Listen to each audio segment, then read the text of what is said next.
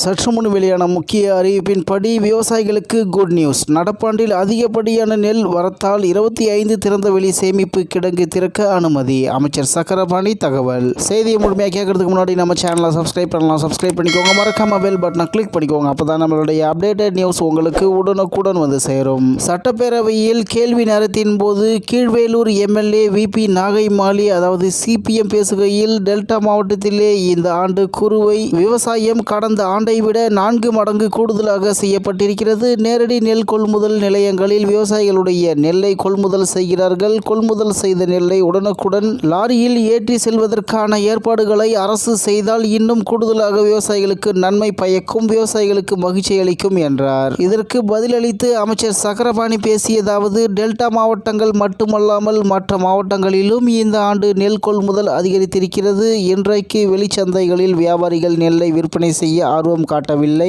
அதனாலும் குறுவை சாகுபடியின் அமோக விளைச்சலாலும் வரலாறு காணாத அளவில் நெல் கொள்முதல் நிலையங்களுக்கு நெல் வரத்து அதிகரித்துள்ளது. மாவட்ட ஆட்சித்தலைவருடன் நாங்கள் கூட்டத்தை நடத்தி கூடுதல் லாரிகளை இயக்க நடவடிக்கை எடுத்திருக்கிறோம். அதன்படி கடந்த கொள்முதல் பருவத்தில் 13/10/2024 வரை கொள்முதல் செய்யப்பட்ட நெல் 3.3 லட்சம் மெட்ரிக் டன் ஆகும். ஆனால் நடப்பாண்டில் நேற்று வரை 1805 நேரடி கொள்முதல் நிலையங்கள் திறக்கப்பட்டு 9,02,468 மெட்ரிக் டன் நெல் கொள்முதல் செய்யப்பட்டு 1,16,950 விவசாயிகளுக்கு சுமார் ரூபாய் 2,152 கோடி பணம் பட்டுவாடா செய்யப்பட்டுள்ளது. அதாவது கடந்த ஆண்டு 3.3 லட்சம் மெட்ரிக் டன் நெல் தான் கொள்முதல் செய்யப்பட்டன. ஆனால் இந்த ஆண்டு சுமார் 9 லட்சம் மெட்ரிக் டன் நெல் கொள்முதல் செய்யப்பட்டுள்ளன. சுமார் 5.5 லட்சம் மெட்ரிக் டன் மற்றும் அதற்கு மேல் நெல் வரத்து அதிகரித்திருக்கிறது. நடப்பு கொள்முதல் பருவத்தில் கொள்முதல் செய்யப்பட்ட நெல்லை அரவை செய்து அரிசியாக்கி அதனுடன் செறிவூட்டப்பட்ட அரிசியை கலக்க வேண்டும். 34,000 மெட்ரிக் டன் செறிவூட்டப்பட்ட அரிசி கொள்முதல் செய்திட